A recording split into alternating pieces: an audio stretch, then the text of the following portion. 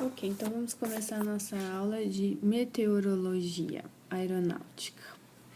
Movimentos da Terra, rotação em torno do seu próprio eixo, translação ao redor do Sol.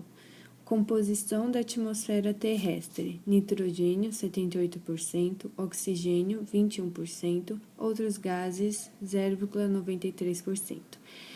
Vapor d'água. Em um dado volume de ar, a porcentagem de vapor d'água varia de um mínimo de 0% até um máximo de 4%. A propriedade que tem o ar de reter o vapor d'água em seu meio chama-se capacidade. O ar classifica-se em seco, vapor água 0%, úmido, é uma mistura de ar seco com vapor d'água, entre 0% e 4%.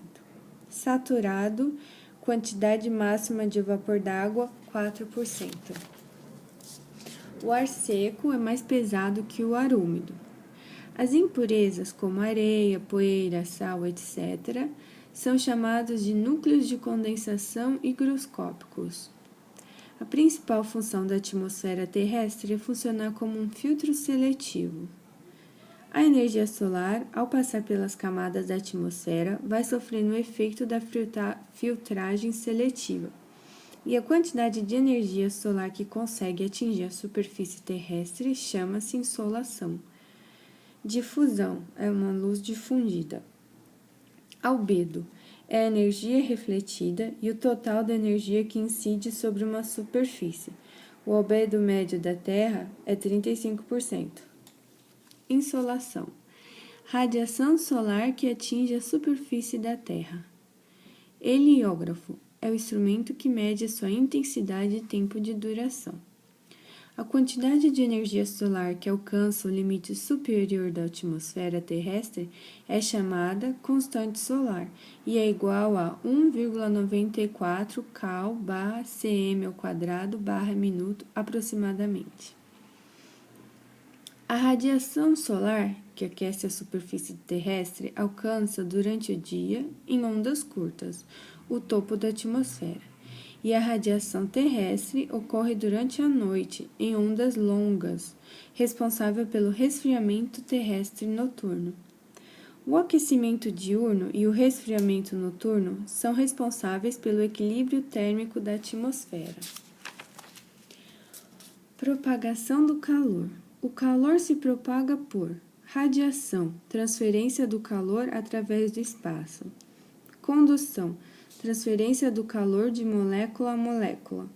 Convecção, o calor é transferido por movimentos verticais do ar, formando correntes ascendentes e descendentes, denominadas correntes convectivas. Advecção, o calor é transportado por movimentos horizontais do ar. Agora a gente vai falar sobre as camadas da atmosfera. Troposfera é a primeira camada. Nela ocorrem a totalidade dos fenômenos meteorológicos. A característica principal dessa camada é a variação da temperatura, também chamada gradiente térmico. A temperatura na troposfera decresce com a altitude. Isso chama-se gradiente normal ou positivo.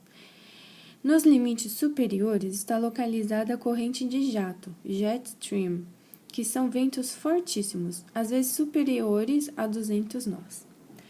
A próxima camada é a tropopausa. Ela é a segunda camada. Sua principal característica é a isotermia, isto é, seu gradiente térmico vertical é isotérmico.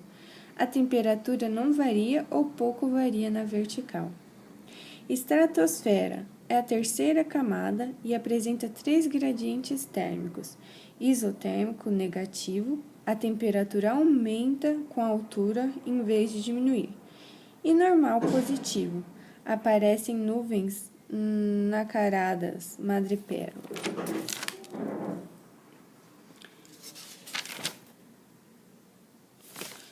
Ionosfera ou termosfera é a quarta camada, camada eletrizada, nuvens noctilucentes. Exosfera, ar muito rarefeito. E depois tem a magnetosfera. Isotermas, lembra de isotermas, mesmo valor de temperatura. Agora a gente vai falar de altitude de pressão. Diferença do nível padrão. Distância vertical que separa o nível padrão do nível do mar. Aí a gente tem a situação de atmosfera padrão. Nível padrão coincide com o nível médio do mar, sendo a diferença, nesse caso, igual a zero. Pressão ao nível médio do mar maior que o valor padrão, que é 1013,2 HPa. O nível padrão estará acima do nível médio do mar. E pressão ao nível médio do mar menor que o valor padrão, que é 1013,2 HPa. Então, o nível padrão estará abaixo do nível médio do mar. Fator D ou valor D, de delta. Diferença entre a altitude real e a altitude pressão. Barômetro, ele mede a pressão atmosférica. Variação da pressão. A pressão atmosférica varia com a temperatura, densidade, altitude, umidade, período do dia, latitude e condições meteorológicas. Então, com a temperatura, menos pressão. Então, com a densidade, mais pressão. Com a altitude, menos pressão, mais altitude. E com a umidade, menos pressão. Variação diária máxima às 10 da manhã e às 10 da noite, mínima às 4 da manhã e às 16 horas da tarde, 4 horas da tarde. Linhas isóbaras, elas têm o mesmo valor de pressão. Centro de altas pressões ou anticiclones. A pressão no centro é maior, geralmente associadas com bom tempo. Então, lembra de anticiclone, bom tempo. Centro de baixas pressões ou ciclones. A pressão no centro é menor, geralmente associados com mau tempo. Então, baixas pressões, ciclones, mau tempo. Configurações de pressão. Colo, a área de transição entre duas altas e duas baixas. Cavado, a área alongada de baixa pressão. Crista ou cunha, a área alongada de alta pressão. Bom tempo. Temperatura do ponto do orvalho. Quando atingir a saturação, a temperatura que ela ocorre chama-se temperatura do ponto de orvalho. Exemplo, 20/18. Significa que quando a temperatura descer de 20 graus até 18 graus, haverá saturação. Quanto mais afastados estiverem os valores dessa temperatura, mais seco será o ar. Mesmo valor de temperatura do ponto de orvalho são chamadas linhas isodrosotermas. Umidade relativa do ar. É a relação entre a umidade que o ar contém e a quantidade máxima de umidade que o ar poderá conter na mesma temperatura. É expressa em porcentagem. Exemplo, umidade relativa do ar, 70%, 85%, etc. O ar saturado contém umidade relativa igual a 100%. Umidade absoluta. É a razão entre a massa de vapor d'água num volume de ar. Aumenta com o aumento da temperatura. Constante solar. É a quantidade de energia solar que alcança o limite superior da atmosfera terrestre, que é igual a 1,94 cal/cm²/minuto aproximadamente. A força de Coriolis é resultante da rotação da Terra. O gradiente térmico médio da troposfera é 2 graus Celsius a cada 1000 pés. O efeito estufa ocorre nos dias com nuvens. O ar seco é mais pesado que o ar úmido, em virtude do peso molecular de seus componentes. Gradiente vertical é a variação vertical da temperatura com a altura. O ar frio é mais pesado do que o ar quente. Gradiente térmico é a variação vertical da temperatura. Inversão de temperatura, quando a temperatura aumenta ao invés de diminuir com a altura. O gradiente térmico será negativo. Então, quando a temperatura aumentar com a altura, o gradiente térmico é negativo. Então, Passagem do estado líquido para o vapor água chama-se evaporação.